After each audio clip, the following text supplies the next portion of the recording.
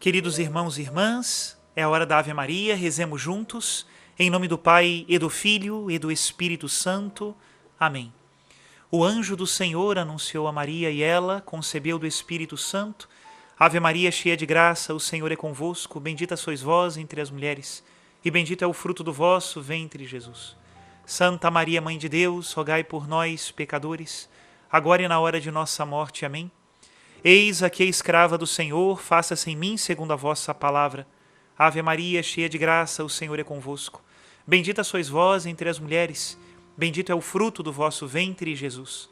Santa Maria, Mãe de Deus, rogai por nós, pecadores, agora e na hora de nossa morte. Amém. E o Verbo de Deus se fez carne e habitou entre nós. Ave Maria, cheia de graça, o Senhor é convosco.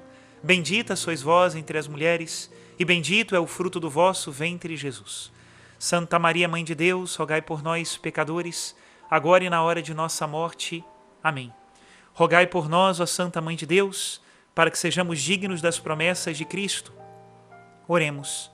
Infundi, Senhor, em nossas almas a vossa graça, nós o suplicamos, para que nós que conhecemos pelo anúncio do anjo a encarnação de Jesus Cristo, vosso Filho e nosso Senhor, cheguemos por sua paixão e morte de cruz, a glória da ressurreição da carne, pelo mesmo Cristo nosso Senhor. Amém. Em nome do Pai, do Filho e do Espírito Santo. Amém. Queridos irmãos e irmãs, ontem nós terminávamos o relato, o primeiro relato do peregrino russo, e claro, como sacerdote, eu mesmo me colocava muitas questões, entendendo a hora da Ave Maria como um ato de pregação da palavra de Deus, e pode ser que muitos caiamos em dois extremos por causa do relato do peregrino russo. Em primeiro lugar, em um extremo de achar que basta a oração. Nesses relatos não se fala nada do amor das obras, não é? Lembremos aquilo que nos diz o apóstolo São Tiago, que a fé sem obras é morta. E onde estavam as obras de caridade do peregrino?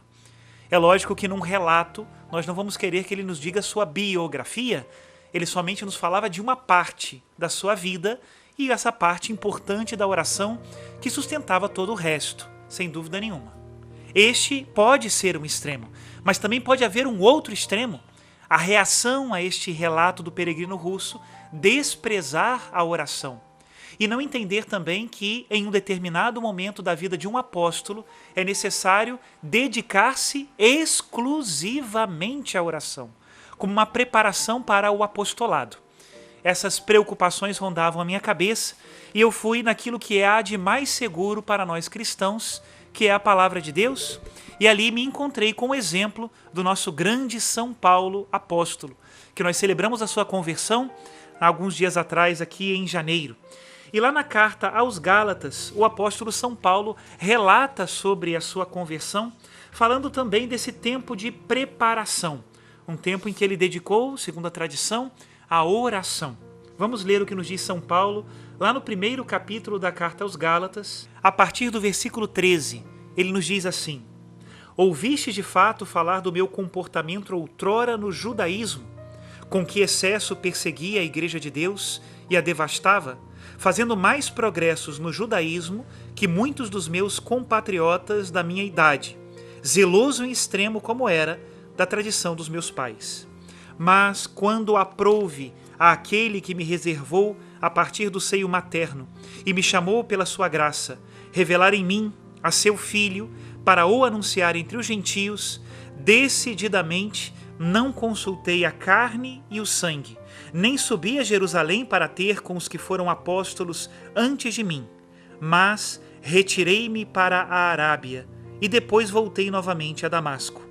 Em seguida, ao fim de 3 anos, subi a Jerusalém para travar conhecimento com Cefas e fiquei junto dele 15 dias. Não vi mais nenhum dos apóstolos, a não ser Tiago, irmão do Senhor. Quanto àquilo que vos escrevo, olhai, que diante de Deus o afirmo, não estou mentindo. Seguidamente voltei às regiões da Síria e da Cilícia. Eu era, aliás, pessoalmente desconhecido das igrejas da Judéia que estão em Cristo. Somente ouviam dizer: aquele que outrora nos perseguia, anuncia agora a fé que então pretendia arruinar. E davam glória a Deus a respeito de mim. Até aqui a citação da carta de São Paulo aos Gálatas. É o finalzinho do primeiro capítulo. E este versículo, que fala que São Paulo, antes de pregar, se retirou à Arábia, é um momento importante da sua biografia. Existe um livro que nos conta a história de São Paulo. A ele nós dedicaremos os próximos dias da hora da Ave Maria. Se chama São Paulo, o Apóstolo das Gentes. Está publicado pela editora Minha Biblioteca Católica, e ele dedica justamente o capítulo 4 a comentar este versículo que nós terminamos de ler, da carta aos Gálatas. Penso que o exemplo do apóstolo nos ajudará a este equilíbrio entre a oração e a ação, dando sempre prioridade à oração.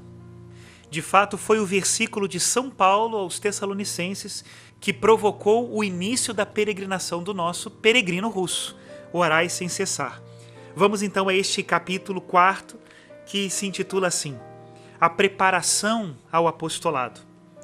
Comumente se imagina que São Paulo tenha começado a sua grande pregação no dia seguinte à sua conversão e que tenha inaugurado suas viagens missionárias imediatamente após ter abraçado a fé em Cristo. Essa simplificação cheia de contrastes pode ser sedutora e sugestiva, mas não corresponde à história. Com efeito, 8 ou 9 anos transcorreram antes que o novo apóstolo se lançasse sobre os caminhos da Ásia Menor e da Europa e empreendesse a conquista do mundo pagão. No intervalo entre sua conversão e o início das grandes missões, ocorre para ele um período de aprendizagem e de formação, marcado por tentativas e erros. Aliás, as circunstâncias ainda não se prestavam a um apostolado tão vasto, pois a igreja nascente, que mal acabara de sair das fraldas, apenas timidamente arriscava pisar fora da terra de Israel. Como todos os catecúmenos, Paulo devia ouvir, no momento de seu batismo, uma exposição sumária dos pontos fundamentais da doutrina cristã. Sem dúvida, Ananias queria batizá-lo o quanto antes e mostrar-lhe a missão a qual Deus o chamava. Não se tratava, pois, de dar-lhe um ensinamento propriamente dito, mas o chefe da comunidade de Damasco teve com Saulo conversas nos dias que se seguiram, e é natural que tenha contado ao neófito tudo o que lhe tinham dito sobre Jesus de Nazaré, sua pessoa, atos, palavras, morte, ressurreição. Qual assunto poderia ser mais caro ao coração e ao espírito daquele que, alguns dias antes, havia visto e escutado o divino ressuscitado e que doravante desejava viver apenas para ele? Todavia, espalha-se o rumor nos círculos judaicos e no grupo dos discípulos de Jesus em Damasco, de que Saulo de Tarso, escriba fariseu, se convertera à fé do Cristo. No início a notícia foi acolhida com um ceticismo, tão inverossímil parecia, mas foi confirmada por testemunhos precisos e formais. A dúvida não foi mais possível. Então, no gueto, os espíritos se acaloraram e se indignaram, passando da estupefação à raiva, ao passo que na comunidade cristã, os crentes viram nesse evento uma marca da proteção de Deus para eles, e com isso se alegravam. Por causa da emoção e da agitação de que era a causa direta, Saulo não podia obter onde se encontrava o que seu coração e sua alma mais precisavam: a tranquilidade exterior e o recolhimento interior. Sentia-se objeto da curiosidade geral, sofria por ser alvo da hostilidade dos judeus, que agora o tinham como um renegado, e encontrava-se um pouco isolado em meio àqueles de quem repentinamente se tornara irmão após tê-los odiado e conspirado para sua ruína.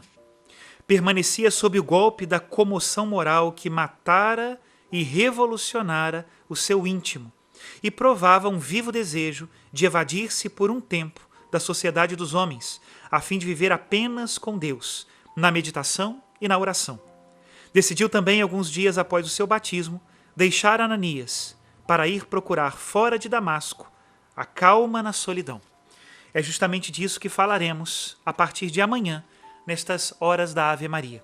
Que Deus abençoe a todos e conceda o mesmo espírito de Paulo, preparado pela oração, perseverante nela, mas sem deixar as boas obras da caridade.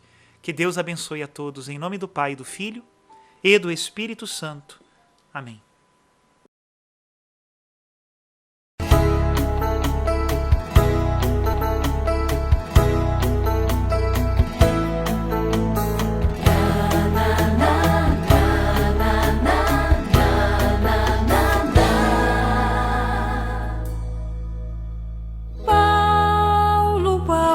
Por que me persegues?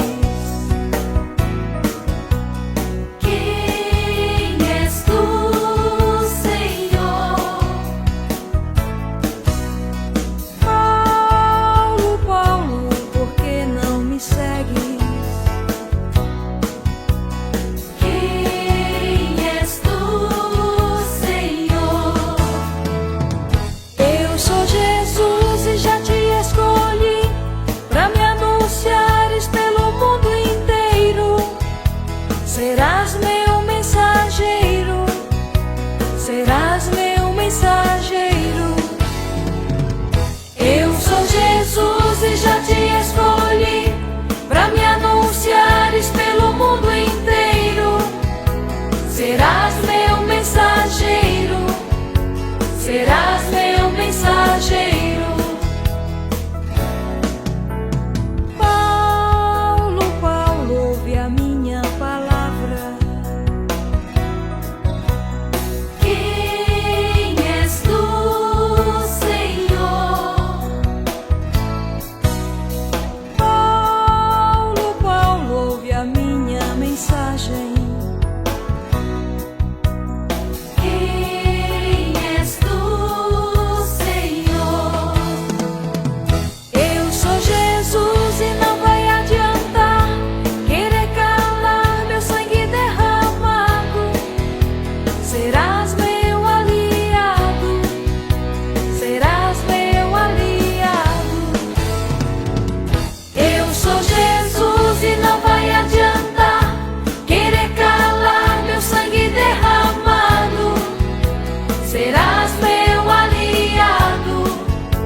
Serás meu aliado.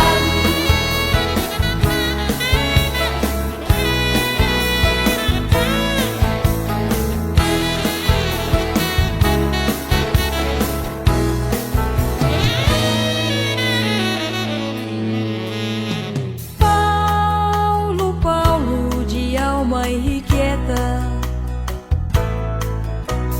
Quem és tu?